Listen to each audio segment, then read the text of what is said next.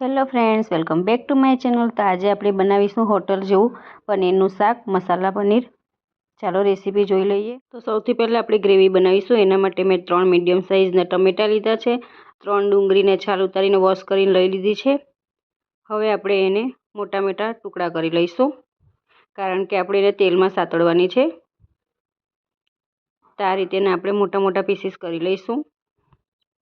ટમેટાં અને ડુંગળીને સરખી રીતે આવી રીતે ચોપ કરી લેવાનું છે। ત્યાર પછી આપણે એને સાતળી લઈશું। તો આ રીતે અહીં મેં ડુંગળી અને ટમેટાને આ રીતે મોટા પીસીસમાં ચોપ કરી। તો અહીં મેં કઢાઈ ગરમ થવા માટે મૂકી દીધી છે। હવે આપણે એની અંદર 2 ચમચી તેલ એડ કરીશું। તેલ ગરમ થઈ ગયું છે। હવે આપણે ડુંગળી ટમેટાને એડ કરી દઈશું। થોડીવાર આ રીતે આપણે હલાવી લઈશું। હવે આપણે એની અંદર મીઠું એડ કરવાનું છે। મીઠું એટલું જ એડ કરવું જેટલું ડુંગળી ટમેટાં છે, કારણ કે આપણે શાકમાં પણ પછી એડ કરવાનું છે, એટલા માટે થોડું આપણે મીઠું એડ કરી લઈશું। અડધી ચમચીથી પણ ઓછું એડ કરવાનું। ડુંગળી ટમેટાં સતળાય ત્યાં સુધી આપણે એક તપેલીમાં પાણી ગરમ થવા મૂકી દીધું છે। પાણી ગરમ થાય ત્યાં સુધી આપણે પનીરના નાના નાના પીસીસ કરી લઈએ। અહીં મેં 200 ગ્રામ પનીર લીધું છે। 4 વ્યક્તિ માટે આટલું પનીર ઇનફ છે। તો હવે હું નાના નાના પીસીસ કરી લઈશ પનીરના। જે સાઈઝના તમને પસંદ હોય એ રીતના બધું પનીર કટિંગ કરી લેવાનું છે। આપણે મસાલા પનીર બનાવવાનું છે, એટલા માટે। તો આ રીતના નાની સાઈઝનું બધું પનીર કટ કરી લીધું। તપેલીમાં પાણી ગરમ થવા માટે મૂક્યું હતું, એ ગરમ થઈ ગયું છે। હવે આપણે બધું પનીરને કટ કર્યું હતું એને એડ કરી દઈશું પાણીની અંદર, અને 10 મિનિટ સુધી એને રવા દઈશું, જેથી પનીર સોફ્ટ થઈ જાય। હું આ રીતે જ કાયમ એડ કરું છું। પનીરને આપણે તેલમાં ફ્રાય કરીને એડ કરીએ તો થોડું કડક થઈ જાય છે, એટલા માટે આ રીતે એકવાર કરી જોજો, બહુ જ સરસ લાગે છે, એકદમ સોફ્ટ લાગે ખાવામાં। તો 5 મિનિટ થઈ ગઈ છે। ડુંગળી સાતળવા મૂકી હતી, ડુંગળી ટમેટાં સરસ સતળાઈ ગયા છે। ગેસની ફ્લેમ બંધ કરી દઈશું અને હવે ઠંડુ થવા દઈશું એને। હવે આપણે મિક્સર જારની અંદર બધી ડુંગળી ટમેટાને એડ કરીને સ્મૂથ એવી પ્યુરી બનાવી દઈશું। પેસ્ટ બનાવવાની છે ડુંગળી ટમેટાની, એટલા માટે। પેસ્ટ બનીને તૈયાર થઈ ગઈ છે। હવે આપણે એક ડીશમાં બધી પેસ્ટને કાઢી લઈશું આ રીતે। હવે આપણે એક કેપ્સિકમ વોશ કરીને લઈ લીધું છે, એને આ રીતે ઉપરનો ભાગ કાઢીને અંદરના બિયાનો ભાગ કાઢી નાખીશું। પછી આપણે એને મોટા મોટા પીસીસમાં ચોપ કરવાનું છે। હવે આપણે આખા કેપ્સિકમને આ રીતે મીડિયમ સાઇઝમાં કટિંગ કરી લઈશું।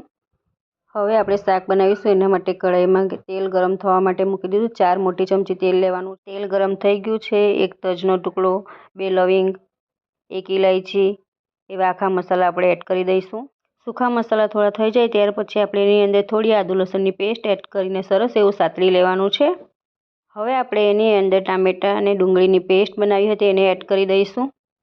અહીં આપણે પહેલાં કેપ્સિકમ એડ કરવાનું છે, પણ હું ભૂલી ગઈ છું, તો તમારે અહીંયા પહેલાં કેપ્સિકમ એડ કરવાનું, પછી ડુંગળી ટમેટાં। તો ફ્રેન્ડ્સ, તેલની અંદર સૂકા મસાલા એડ કર્યા પછી આપણે કેપ્સિકમને એડ કરવાનું હોય અને તેલમાં સાતળવાનું હોય છે, પણ હું ભૂલી ગઈ હતી, એટલા માટે અલગથી એને સાતરીને હવે એડ કરું છું। અહીં મેં અડધી વાટકી ઘરની ફ્રેશ મલાઈ લીધી છે। એની અંદર આપણે અડધી પોણી ચમચી જેટલો ગરમ મસાલો એડ કરીશું અને સરખી રીતે મિક્સ કરી લઈશું। આને આપણે કાંદા ટામેટાની ગ્રેવીમાં એડ કરવાનું છે। હું બહારના કોઈ પણ બીજા ગ્રેવી મસાલા નથી એડ કરતી। આ રીતે મલાઈની અંદર મસાલો એડ કરીને એકદમ ક્રીમી ટેક્સચર આવે છે, હોટલ જેવું જ બને છે, એટલા માટે આ એક સિક્રેટ ટ્રીપ છે। તમે પણ આ એકવાર જરૂર ટ્રાય કરજો। ગ્રેવીમાંથી થોડું તેલ છૂટું પડવા લાગ્યું છે। હવે આપણે એની અંદર 1 ચમચી જેટલો ધાણા જીરું પાવડર એડ કરીશું, 1 ચમચી લાલ મરચું પાવડર એડ કરીશું, અડધી ચમચીથી ઓછી હળદર એડ કરીશું, આદુ લસણની પેસ્ટ એડ કરીશું, સ્વાદ અનુસાર મીઠું એડ કરીશું। મીઠું ઓછું નાખવાનું છે, કારણ કે આપણે પહેલાં પણ ગ્રેવી સાતળી ત્યારે નાખ્યું હતું। અડધી ચમચીથી ઓછું કાશ્મીરી લાલ મરચું પાવડર એડ કરીશું, જેથી કલર સરસ આવે, એટલા માટે। બધા મસાલાને ગ્રેવીની અંદર સરસ રીતે મિક્સ કરી લઈશું અને થોડીવાર થવા દઈશું। સરખી રીતે મસાલાને મિક્સ કરી દેવાના છે એકદમ। ગ્રેવીની અંદર મસાલા સરસ મિક્સ થઈ ગયા છે. હવે આપણે એની અંદર અડધો ગ્લાસ જેટલું પાણી એડ કરીશું અને થોડી વાર થવા દઈશું. 1 થી 1.5 મિનિટ જેટલું આપણે એને થવા દઈશું. હવે ગ્રેવીમાંથી થોડું તેલ છૂટું પડવા લાગ્યું છે. હવે આપણે જે મલાઈની અંદર જે મસાલો નાખીને પેસ્ટ બનાવી હતી એને એડ કરી દઈશું અને એને સરખી રીતે મિક્સ કરી લઈશું. એ એડ કર્યા પછી થોડી વાર સતત હલાવતા રહે. તો જે મેં પનીરને ગરમ પાણીમાં પલાળ્યું હતું એ 10 મિનિટ પછી કાઢી લીધું હતું. હવે આપણે એની અંદર એડ કરી દીધું છે પનીર એડ કર્યા પછી તેલ છૂટું પડે ત્યાં સુધી મીડિયમ આંચ પર એને થવા દઈશું. પનીર એડ કર્યા પછી મેં 5 મિનિટ સુધી મીડિયમ આંચ પર થવા દીધું હતું. ત્યાર પછી એમાંથી જોઈ શકો છો તેલ છૂટું પડવા લાગ્યું છે. સરસ એવું આપણું પનીરનું શાક બની ગયું છે. તો ફ્રેન્ડ્સ, આપણું પનીરનું શાક બનીને તૈયાર થઈ ગયું છે. હવે આપણે એની અંદર લીલા ધાણા એડ કરી દઈશું. ધાણા એડ કર્યા પછી આપણે એને સર્વિંગ પ્લેટમાં કાઢીશું. સરખી રીતે મિક્સ કરી લઈશું ધાણા એડ કરીને.